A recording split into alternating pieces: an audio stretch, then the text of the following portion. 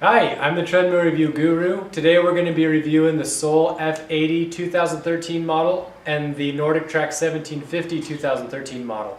Now normally I do most of the reviews, but every once in a while I like to get a friend in here, get another take on it. I don't want to do all the talking, so you can kind of get an outside view. I'm the treadmill expert, but I like to get someone in here that doesn't know a ton about treadmills and see what they think. The two treadmills side by side. Dan, here's my buddy. He's gonna do the comparison for us. He's gonna let you know some of his initial thoughts. He hasn't seen these treadmills for too long. He does own a NordicTrack X9i incline trainer, which we've done a review on before. But these two treadmills are foreign to him.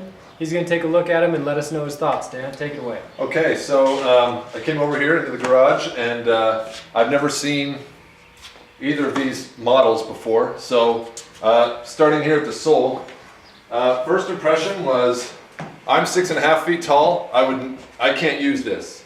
The console is very low, but I mean I'm abnormally tall. So for most people this probably isn't a problem. But to see this screen, I have to really crane my neck down. But you can bring the camera around and show the screen. It's probably not a very big deal because there's really nothing. I mean, the screen looks like my calculator in high school. It's very basic, very rudimentary. The buttons, it feels old. It's kind of like, the best way I could think about it is comparing an iPhone and a BlackBerry. You know, the BlackBerries, 6-7 years ago, before there were really smartphones, everyone had these little keys with the little buttons and everything, and that's kind of what these buttons remind me of, whereas on newer, more modern design machines, it's more of a flat, like a touch screen, like an iPhone would be. So definitely, the good thing is it's very simple. So if you are not like me and like a machine that just doesn't do very much, you can just decide, I want to run on a hill, I want a fat burn, cardio strength, do an interval train. You can save user settings, faster, slower, higher, lower. It really doesn't do that much, which for some people is probably a plus. I prefer to not just run. I like to have other things going on. So to me that's a minus, but I mean that's probably not like a strike against it. One thing I like, it feels very spacious. This is a really long, like the tread belt is really good. And these are the kind of things that I look at as a guy my size. I want to have a lot of running room, and that's something I really like. Unfortunately, because I'm so tall, this is where my hands hang naturally. So I have to literally bend in order to grab the handrails, and it's not even that sturdy. It doesn't feel very secure to me. Now maybe that's just our old treadmill review guru friend's mistake in putting it together. I don't know, but one cool thing here though that I think a lot of people would like, you can change the incline up and down on this handle, and on this handle you can make the speed go up and down. That's kind of a cool feature, so you don't have to try to, while you're running, it's really an unnatural motion to run and hold your hands in front of you, whereas having them at your side you can do it. So that's kind of nice. I have an incline trainer at home, so it goes up to 40%, and that's how I like to walk and stuff. And I usually have to hold the rails for that, so it's kind of annoying that I couldn't do that on this, but it only gets to 15 degree incline, so not the biggest deal. The fan kind of, it does adjust. I didn't think it adjusted at first, but it looks like it does barely. But it's not, you don't have a lot of motion in it. It's farther from you. I like the fans that are more like at your waist that can blow up at you, so you feel it kind of coming up. This feels more like it's blowing down at you. This I think is really cool. There's a storage thing that, I always thought there's a lot of wasted space in a treadmill, and Soul has a really ingenious design here to put this tray in to give you some more space to hold things. It might be a little bit of overkill with all those, but it is really cool. I applaud them for that.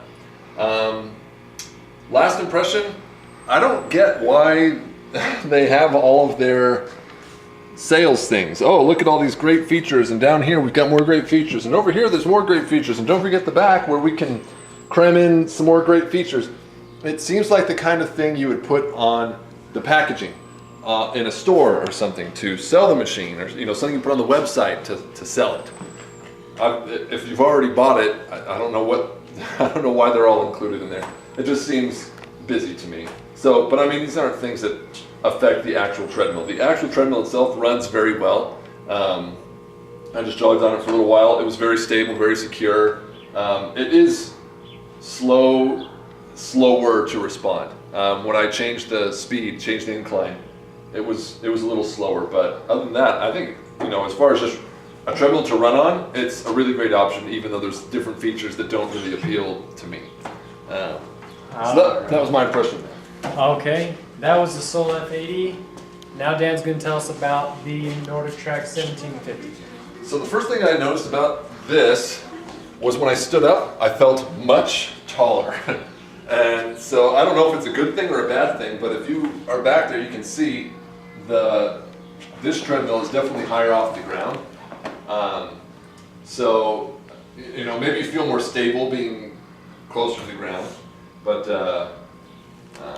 that's the first thing I noticed when I got up and stood on it. The console is just, to me, it's a thing of beauty. I mean, this is probably me being a little biased. I have a NordicTrack machine because of all the different features you can get out of the console. I mean, this, again, it's like comparing a BlackBerry to an iPhone. Will they both check email and make phone calls? Yeah, but the iPhone just is cooler. And to me, this is like the iPhone of treadmills. You've got a very sleek design. It's all flat. You just tap it, it goes. It's iFit enabled. iFit is really cool to me. You can run with Google Maps and Google Earth and see the trail. Like you can go to San Francisco or the Ivory Coast or wherever you want to run in the world and see the map and the terrain. It's really cool. You can get Jillian Michaels to yell at you if that's your thing. I thought this was genius. I wondered why no one had done this before. There's an iPad holder on this machine. And for me, it's actually a really good height because this is where I would be able to touch. Now, again, when you're running, this is kind of an unnatural motion. It's easier if it's closer to you, but it is still kind of cool. If you wanted to just put on like a video, you can stream Netflix right here. It's bigger than this screen is. So you can get an iPad in here, and instead of looking on a maybe 6 or 7 inch screen, you could stream Netflix and like watch a documentary while you're running and kind of learn something, which that's what I like to do. I think that's kind of cool. Knock against it compared to that, the storage space, you've got this kind of like tray, which doesn't seem super sturdy, and these very shallow things to hold your water, I guess, right here. I don't know what you would really put here, maybe your keys. If it's at your house, I don't know why you need your keys in there. So I don't know. Storage-wise, I think the storage is better on the Soul. I can grab these handles; they're in a better position. The heart rate monitor part's in a better position, so I like that for me. Again, that's just a size preference thing for me. The adjustable fan, I love that NordicTrack puts their fans here. You've got a lot more adjustment in the fan than you did there. It just barely moves at all. This one you can go straight up, and I love to run right here and feel it coming up at me. It just cools me off a lot better than other ones that blow straight into your faces. And it's just, again, preference. This one has the decline. Most NordicTrack machines do. I think decline is a really cool feature. I actually like to decline it and then go backwards. Just works different muscle groups. I would not recommend doing that too fast, though. I have fallen down. And again, this one has a really long belt. Is this one narrower? Yeah, that is 2 inches narrower than the Soul. Okay, so yeah, you can kind of feel this is a little bit narrower, but you can really feel, and I felt this when I was running on it, that it's got more like shock absorption or give to it. Mm-hmm. You don't feel like you're pounding the pavement, so to speak. Mm-hmm. And we tested both, the speakers, and they're both are pretty good. They can get pretty loud, so you can hear it over the fan, over the machine itself, all that kind of stuff. So, when it comes to features and everything, the NordicTrack Commercial 1750 to me wins hands down. When it comes to usability, if you want just a really simple, basic BlackBerry treadmill, that's probably good for you. But for a guy my size, this console's in a much better place for me. And I'm 6'5", so take that into account. If you're taller, I would avoid the Soul. I mean, they're made in Taiwan, aren't they? Maybe that's just part of the design. I don't know, but so final verdict. Final verdict. I would take the NordicTrack Commercial 1750 over the Soul F80. Do you know the price? You didn't tell me what the prices are. I would assume they're similarly priced. I bet they're both about $1,500. So if they're similarly priced, yeah, definitely take this one. That would have to be a lot cheaper for me to want it personally, but you know, it depends what you're into. For me, 1750. Okay, well, I value your opinion as always. I'm going to agree with Dan here. I would go with the 1750 myself. In the sole's defense, like he was saying, the tread belt is a little bit wider and it's a little bit shorter to the ground. One thing about the NordicTrack 1750, like he was saying, once you get up real high, you're really high off the ground. You're not going to get that with this. But the reason why it's high is so that it can do decline. You don't have decline on the Soul F80. Oh, that's true. You have decline on the NordicTrack. So that's my sell point. iFit Live, decline. NordicTrack's got a little iPad holder. It's amazing. It's a great treadmill.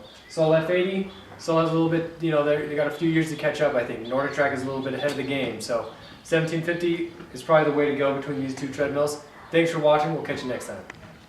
Hi, I'm the Treadmill Review Guru. Today we're going to be reviewing the Soul F80 2013 model and the NordicTrack 1750 2013 model. Now normally I do most of the reviews, but every once in a while I like to get a friend in here, get another take on it. I don't want to do all the talking. So you can kind of get an outside view. I'm the treadmill expert, but I like to get someone in here that doesn't know a ton about treadmills and see what they think. The two treadmills side by side. Dan here's my buddy. He's going to do the comparison for us. He's going to let you know some of his initial thoughts. He hasn't seen these treadmills for too long. He does own a NordicTrack X9i incline trainer, which we've done a review on before.